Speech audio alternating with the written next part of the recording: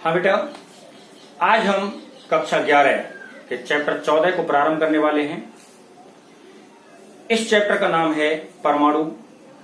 और परमाणु के बारे में पहले आपको थोड़ा सा बता दूं, कक्षा 9वीं से सामान्यतः हम पढ़ने लगते हैं। कक्षा 9वीं में और कक्षा 10वीं में परमाणु के बारे में पढ़ा जाता है।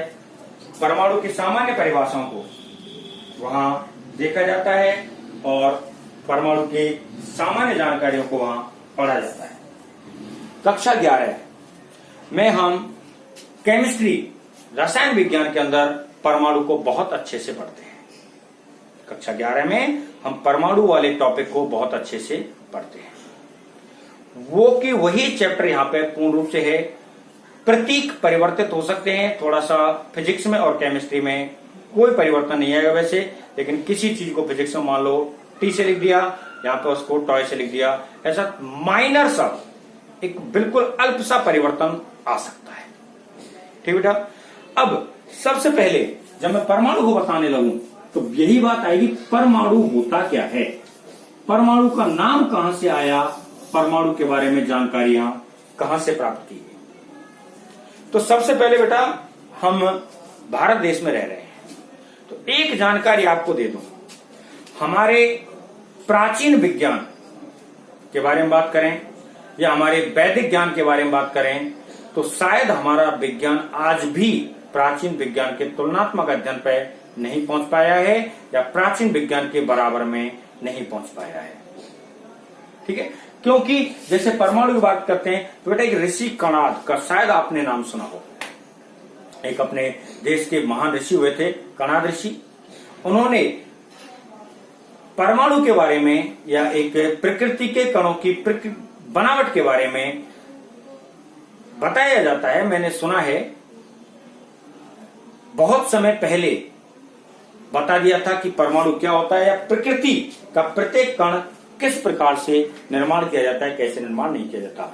उन्होंने बताया कि प्रकृति का प्रत्येक कण, प्रत्येक पदार्थ जिस प्रकृति में उपस्थित है, अपना अस्तित्व रखता है, वह प्रत्येक पदार्थ अपने आप में छोटे छोटे लघु लघु कणों से मिलकर बना होता है या अति सूक्ष्म कणों से मिलकर के बना होता है।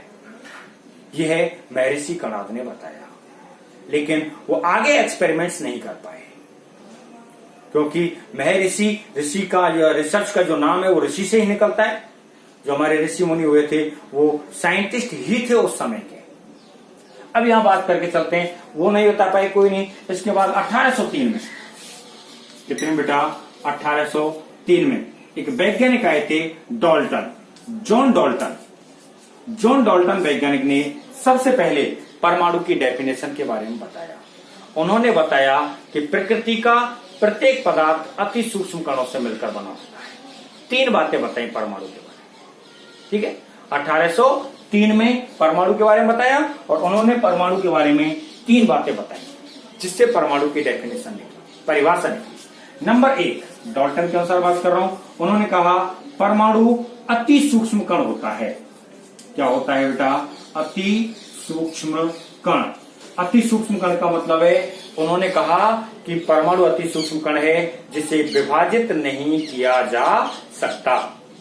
परमाणु कैसा कण होता है बेटा, अति सूक्ष्म कण होता है, छोटा सा कण होता है जिसे और विभाजित नहीं किया जा सकता। या फिर सीधी भाषा में कहूं तो उन्होंने कह दिया परमाणु किसी भी पदार्थ का अंतिम कण होता है। पदार्थ को तोड़ते गए, विभाजित हुआ, तोड़ते गए, विभाजित हुआ, तोड़ते गए, विभाजित हुआ, अंत में एक ऐसी अवस्था आ गई, एक ऐसा कण प्राप्त हो गया, अब पदार्थ को नहीं तोड़ा जा सका और इस कण को उन्होंने क्या नाम दे दिया, परमाणु। पहली बात बताई, अति सूक्ष्म कण होता है जिसे विभाजित नहीं किया जा सकता। दूसरी बात बताई कि यह अपने आप में उदासीन कण होता है। कैसा होता है, उदासीन कण होता है, विद्युत रूप से उदासीन होता है, चुंबकीय रूप से उदासीन होता है। और तीसरी बात उन्होंने बताई कि यह रासायनिक क्रियाओं में, कैसी क्रियाओं में बेटा, रासायनिक क्रियाओं में भाग लेता है। ठीक है, तो 3 बातें जॉन डॉल्टन ने 1803 में बताई।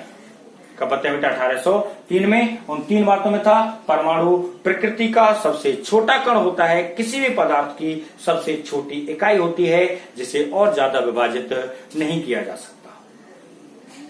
दूसरी बात उन्होंने बताई कि जो परमाणु होता है यह विद्युत रूप से और चुंबकीय रूप से कैसा होता है? उदासीन होता है। उदासीन है इसका मतलब चाहे आप इस परमाणु को विद्युत क्षेत्र में रख देंगे या इसको चुंबकीय क्षेत्र में रख देंगे तो ना ही उस पर आकर्षण बल लगेगा और ना ही उस पर प्रतिकर्षण बल लगेगा। किसी प्रकार का कोई बल वहां कार्य नहीं करता है।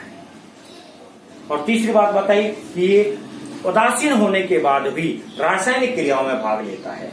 इसी के आधार पर परमाणु की सबसे पहले डेफिनेशन निकली, परिभाषा निकली, और वो परिभाषा यही बनी बेटा, परमाणु की परिभाषा प्रकृति का छोटे से छोटा कण जिसे और ज्यादा विभाजित नहीं किया जा सकता। प्रकृति का छोटे से छोटा कण जिसे और ज्यादा विभाजित नहीं किया जा सकता परमाणु कहलाता है।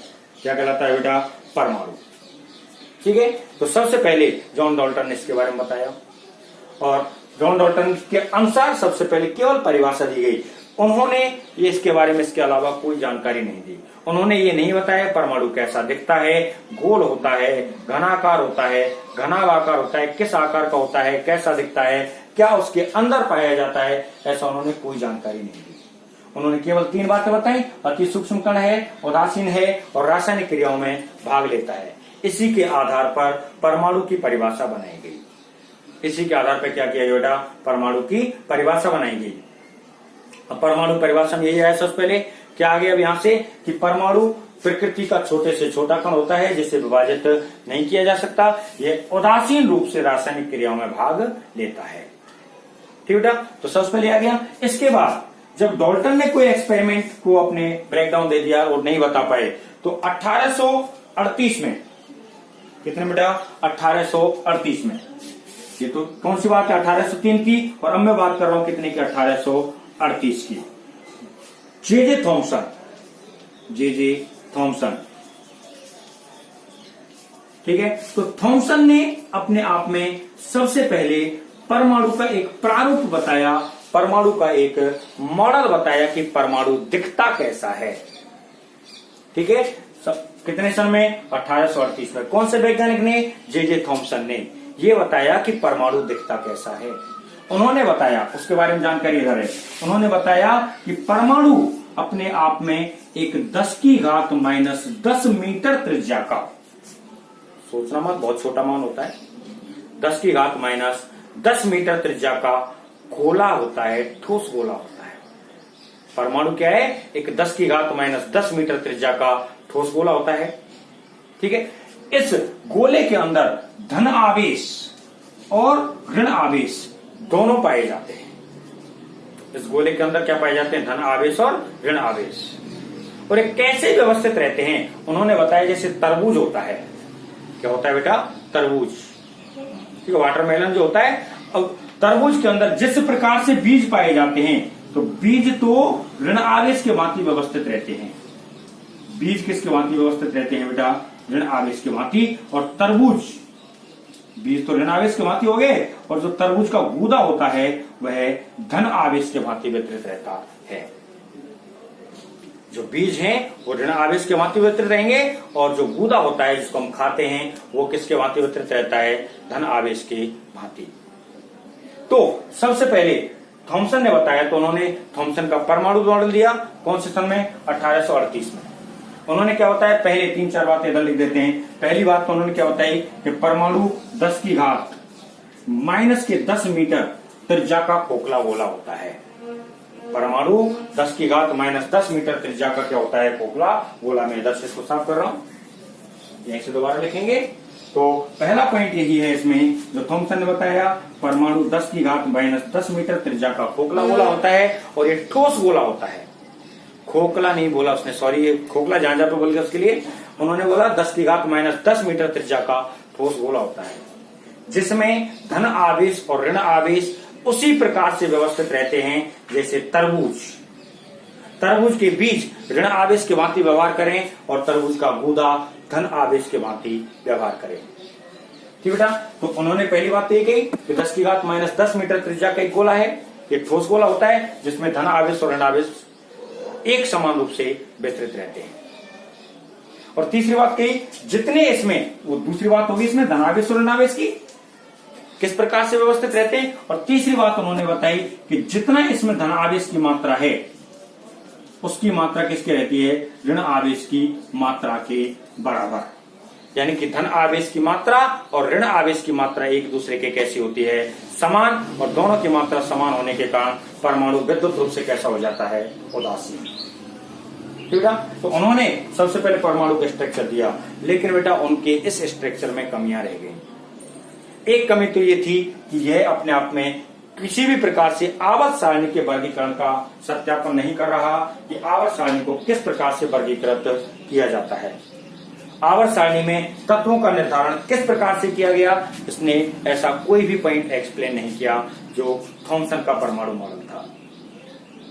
दूसरा, इसके बाद में सन 1909 में, 1911 में एल्फा कण प्रकीर्णन प्रयोग किया गया। तो एल्फा कण प्रकीर्णन प्रयोग के रिजल्ट और ये जो थॉमसन का परमाणु मॉडल था, इसके रिजल्ट से इसकी परिकल्पनाएं दोनों एक दूसरे के विपरीत खड़ी थी। विपरीत खड़ी थी, इसका तात्पर्य यह है कि जो थॉमसन का परमाणु मॉडल था वो कह रहा था ये ठोस गोला होता है, और एल्फा कण प्रकीर्णन प्रयोग कह रहा था एक ठोस गोला नहीं, एक खोखला गोला होता है। तो इस प्रकार से दूसरी कमी, पहली कमी तो इसमें क्या हो गई थी कि आवर्त सारणी के किसी प्रकार के वर्गीकरण को या किसी भी तत्व के वर्गीकरण को नहीं समझा पाया।